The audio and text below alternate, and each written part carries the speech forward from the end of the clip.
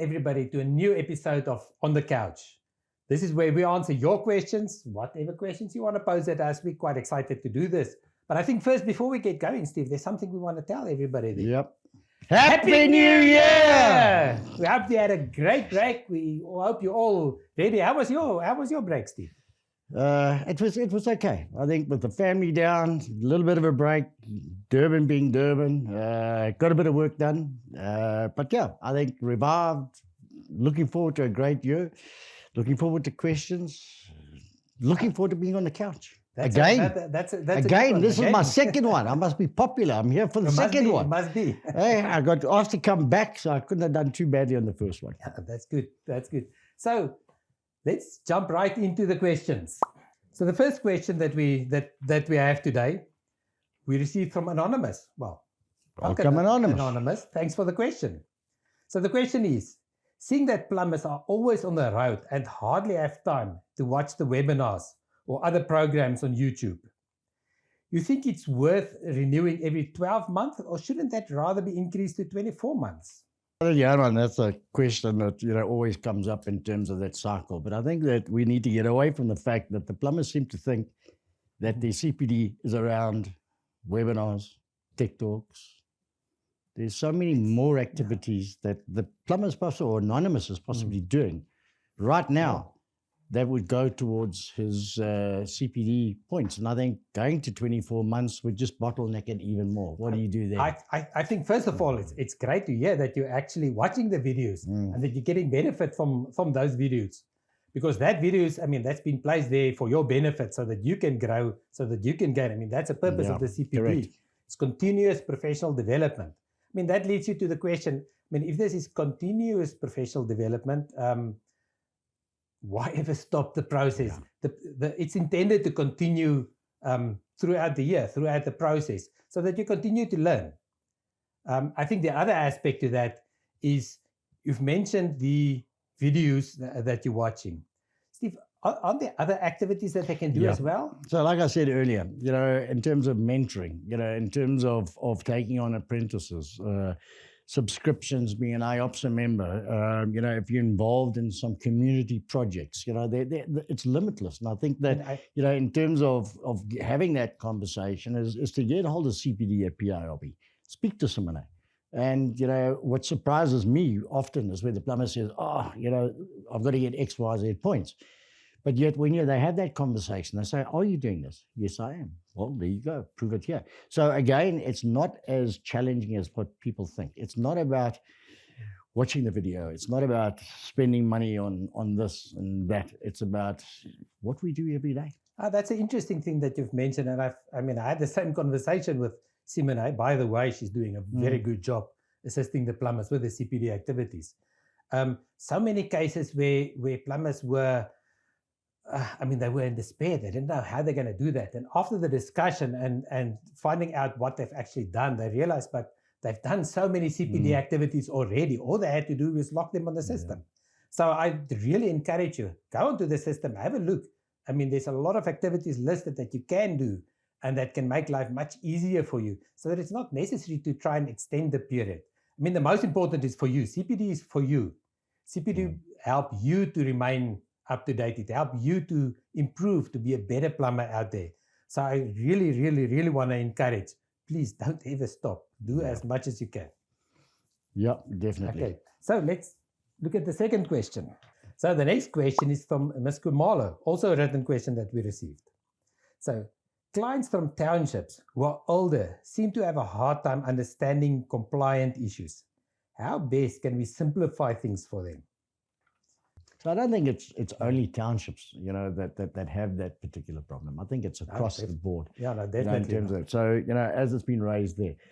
So again, it's about the plumber, and it's about how those soft skills that we spoke about last year, in terms of how we bring it across, how we show the understanding. And there's many ways which to do that. And as you know, we've been working on a document in terms of the non-compliance that not only notes it, but also identifies the risk to the consumer so they can make that informed decision in terms of whether to make those repairs or not. Yeah, I think that document is a very important aspect. And as you rightly say, it's most definitely not confined to older people in the township areas. I think if you're more accurate to say there's a small handful of people that actually does seem to understand it. Across the board, consumers don't understand plumbing. They don't have to. That's why you, the plumber, are the expert. You're there to convey the knowledge. So what the PRB does, and I know a lot of the work that helps us in support of this as well, is to provide documents, to provide reasonings. If you look at the non-compliance list that is on the PRB system, when you fill out the COC, you will notice that last year sometime, that whole list has been revised, re-edited with new wording that the layman can understand Correct. better, to make it more accommodating for the layman. I don't want to say layman, that just doesn't sound right. But for the consumers, to understand that. And that's also one of the areas where I think the plumber, the professional plumber can rise above the rest, can show them the knowledge. I mean, as Lee said in the previous episode, I mean, he quite explained how that what you bring to the table, the knowledge that you have, that you convey, that is important. That's what the consumers. I think Lee used the word confidence. You know, are you trying to make some money out of me? And I think it's to be able to have that confidence, and again, is to be able to have that plumber stand there and knock those things off, saying ABC, there's a document, there it is. And then the client makes an informed decision in terms of, okay, I'm going to rectify or not, and understanding the risks that may be associated to that installation. That's very important. The client need to understand the risk. Correct. So if it happens that you're not confident yourself, you don't really understand why it is a non-compliance, then, I mean, there's various channels through which you can get the information. Make sure that you first understand it, because then you will be able to communicate that to your customer as well. Correct. So the next question is from Skalk. So here's what Skalk wrote to us. So the DSPP program has brought in a couple of female plumbers into the trade, which I do feel is a good thing. However, a lot of companies do feel that they are unemployable, as the male workers tend to have behavioral changes when females are in the work environment. So here's my question. Is there any way that we can introduce a couple of webinars and toolbox talks to help with this issue? I'm glad you bring this. You asked the question. It's a good recommendation to have some talks about it, to guide something in that. I think we're quite serious about the fact that, I mean, this is an inclusive industry, that women, all races, all colors, all genders, everybody's welcome, and it's a career path that anybody can follow, most definitely. But I think, more importantly, it's coming to the fore now, and it really is great that we've got ladies coming into the trade. Internationally, again, the trend is there that, the perception may be that plumbing is a male trade or a male career path to take. But I mean, we've seen that, again, some of the ladies coming in just bring it to a different level, their attention to detail and things there. So I think what needs to happen is trying to find that mindset, in terms of, is it a perception or is it a factual thing? In terms of having a lady or having a young lady or coming into your office, does the dynamic change? The dynamic in terms of how you maybe communicate with people, we all can be a bit rough around the edges in terms of that. But I think, it's something that certainly needs a discussion, because again, it's becoming more and more now. So maybe it's to have a discussion with SA Women in Plumbing and AOPSA and PILB in terms of giving those guidelines, in terms of what are the do's and don'ts, what can we or can't we do, and I think it's not only for the plumbing industry, I think it's for every industry. I think in terms of where we are, it's a fact that, and as I say, if a lady was coming in there and she's pulling her weight and doing what she's doing, there should be no hindrances or anything from a male counterpart and say, well, I'm not happy about you having a lady in the workplace. I think we need to get past that prejudice, if we want to call it that, and look at it and say, this is open to anybody. No, most definitely. And I think, as you rightfully say, it's by far not confined to plumbing. To plumbing, it's a community issue. It's a social challenge. I think the biggest advice that I can think of at the moment is, be the change that you want to see. I mean, be that person that does not change your reaction when there's a lady working with you in the process. Focus on the job that needs to be done. I think that's one of the best pieces of advice that we can give out there. Be the change. Yeah. No, I think, again, it's a conversation. It's about understanding the goals and where everybody wants to be. And I've certainly worked with some Most female definitely, plumbers, you know, throughout the country, and engaged in many different levels. And I tell you what, they're passionate just as much as the male counterparts are. But I think it's that sort of trying to hold people back because of, you know, certain perception of things is, I think we passed that. I think we definitely passed. There's a lot of value in diversity. Correct. It does bring a lot of value. So, but I think we can. Sorry, I think we can look at doing that, because I think if it's raised by skulk, it may be in some other sectors. I definitely agree that it's a good idea. So good idea that we can add. Thank you very much for that. And I think with that being said, let's move on to the first break.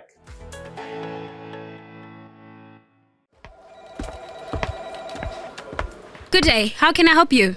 Hi, I'm here to log in my COCs, but I seem to be having an issue with my computer. No problem. But did you know that you can log your COCs using an app on your cell phone? Oh, what app is that? It's called the App Plumber. Do you have a smartphone with you? Yes, I do. Oh well, let me show you how it works. Not only can you access your PRB profile on the App Plumber, but you can also earn CPD points while exploring the plumbing industry in the palm of your hand. Download the app from Google Play Store and join thousands of other happy users.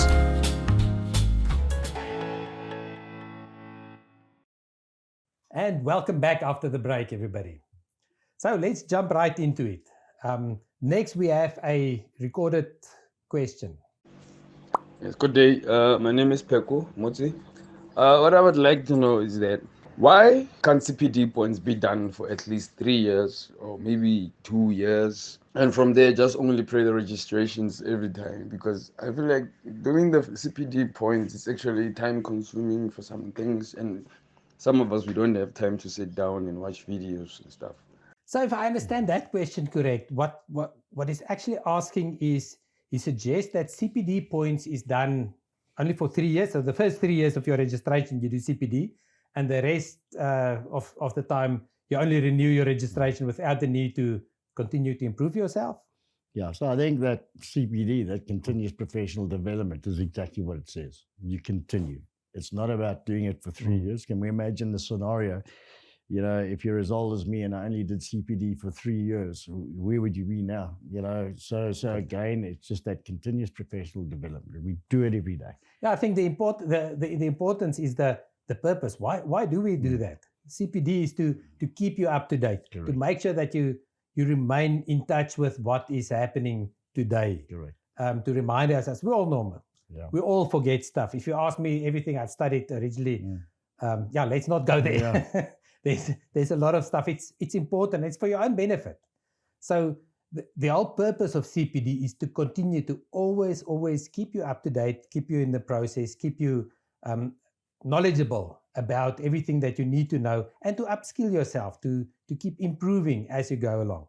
I think people shouldn't be scared of CPD. Yeah, well, I think I've been in this game for 47, 48 years now, whatever the case may be, and I learn something every day.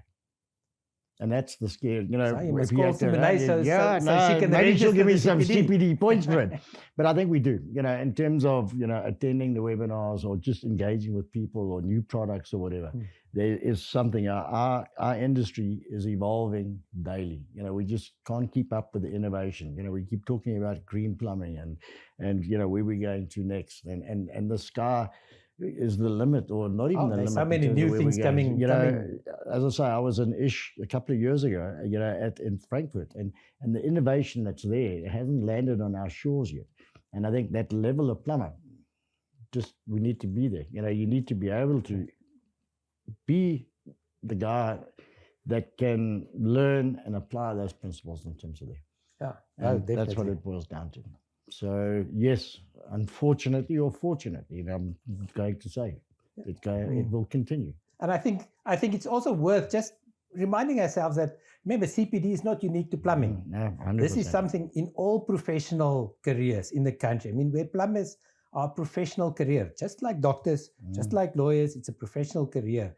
And it's part of our structure, our legislative structure, that we have to do CPD to continue developing and remain up to date, so that you can give a better service to your customers. Yeah, and I think, again, is for you, the individual. You know, is that individual growth that is going to go across to that. So, you know, again, when you see new progress, new innovations, you're at the forefront. And that being at the forefront now puts you at the forefront of your opposition because you've kept abreast with what's been going Absolutely. on. And when something comes on the market, you're already afraid with what's going on. You understand what the logistics of it is and how it's going to be done. And it just sets you apart. And you just keep going. Yeah. No, absolutely. Okay, shall we Another listen question. to the next, shall we Another listen to question. the next question? Normally, when we get a refix, you've got, I think it's 7 or 10 days to do the refix. With the rate, with the ESCOM load shedding at the moment, and with all the things that are happening, it's sometimes by the time we see the refix, it'll be 2 or 3 days after we've seen it, and then obviously with the rate that we're going, just trying to cover our work because we are behind. Sometimes it can take a bit longer to get the refix done. So a 10-day period is for me a little bit of a short time to try and get it done. And most of the time I'm now, because of that time frame, I'm not getting them done. And obviously the cases are getting closed without me completing it and things like that. So that is one thing that is a bit of a bother with me with the time frame. Yeah, I think that's a question that's come up before, you know, in terms of refixes. So I think, you know, during the course of last year, you and I spoke about this, and I think that, you know, that period in which to do it, there is a way, and if there are challenges with the plumber in terms of getting their refixes done, they can speak to the compliance auditor to get an extension. But to go overall, you know, how long is a piece of string? You know, before we know it, it'll be 10 days, then it'll be 15 days. And then so again, we've looked at it in terms of the international norms of what was there and what we based it on. And again, there is an avenue for having an extension, but it's on, as you said last year, it was case-by-case basis. It's on a case-by-case basis, definitely. So, yeah, the first answer to the question is it's already there. It's already implemented. The important thing is speak to the auditor. Explain to the auditor what is the situation, why the refix cannot be done. Because, I mean, the current process, 10 days, is actually already, it's a 2-week process, which is quite long. There's another piece of advice we can give them. So if it's done right the first time, there's no need for a refix in the first place. And that's what we keep encouraging everybody. We understand things happen. Sometimes things slip up, it goes through. But as you learn from the mistake from today, you can prevent it for tomorrow. Yeah. And I think the other thing is, depending on the severity of the refix, you know, if you can imagine something that's dangerous and you're going to leave it for how long is that piece of time, you know, or that time frame, is that there are some things that need to be rectified. And I think it's that old adage, if you're going to eat a frog, get it done in the morning. Simple as that. Get it over and done with and get it out there. I prefer not to eat the frog, though, but... No, there's no frogs. No, not after the Christmas and the festive period we've had, but, you know, to go from there. Okay, and then we have another question by another anonymous. My concern is I need your advice in connection of Undercounter geyser. We can call them Prisma geyser. I don't know if you guys, you know where we can get those Undercounter geyser if they are required in the installation. Quite a loaded question in terms of where it is. So the simple answer to that question is, at any one of the major plumbing stores, you will find what they would call a point of use geyser. Yes. I think the second thing in terms of that is that if you are buying that, again, it would be based on the design of the actual system in terms of distances and the standards with regards to the distribution of hot water, but also that it needs its own mixer. It actually needs an open vented mixer in order to be installed. Yeah, that's quite important, because you have to understand that this is a different type of geyser. It's not pressurized like a normal big 150, 200 liter geyser. This geyser is open vented. It means there's no pressure on the geyser at all. And that's why you need the special tap. And then in that way, it won't affect the warranty. It's going to provide the requirement of hot water. And again, installed by a licensed plumber and a certificate of compliance.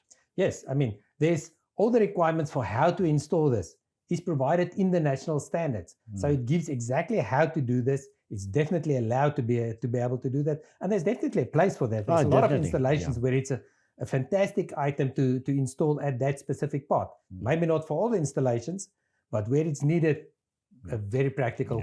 And again, it goes back to what those standards call for in terms of, as we know, in terms of energy efficiency and everything else. It just may not be practical to go and run piping all the way to that point. So that point of use, that under sink or over, has a real a valid use. Very much so. Very much so. So with that, we move into the next ad break. The PIRB Master Plumber Recognition Program has officially arrived. As an essential service to society, there must be constant growth and development within this important and ever-changing industry. Developed by the PIRB, the Master Plumber Recognition Program has launched as a new PIRB designation, allowing industry champions to take the lead. Skilled and experienced plumbers equipped to take the lead enroll today to start your journey in becoming a recognized PIRB Master Plumber. Being part of an industry professional body is a personal decision. To those who take pride in their trade, it stretches far beyond having a status of being licensed to issue certificates of compliance. To them, the consumer matters. As part of the plumbing industry, you help to bring the most valuable commodity to civilization. Water is life. Be sure to continue to reap the benefits of being a proudly PIRB registered plumber by continually renewing your registration. Okay, so Steve, this has been fun, but that's it for today's show. Please remember to send in your questions. We'd be happy to answer all of the questions. You can go directly to our website, pirb.co.za. I repeat that, www.pirb.co.za, or you can send your questions to our WhatsApp number, 079 833 6930. So I repeat that, 079 833 6930. And we'd be happy to discuss those questions with you. And I think any type of question that's coming up, Yes. let it be innovative. Let's look at, if there's new products or questions, maybe we've got to up our game and go out and have a look and see what those answers to those questions are. But I think it's to engage, to communicate, and have any fun. question. If you're not sure we're going to answer it, send it in. We just might surprise you. Yeah. And I think with that, we'd like to wish everybody, I hope you have a wonderful year. May it be great and full of fun this year. Agreed.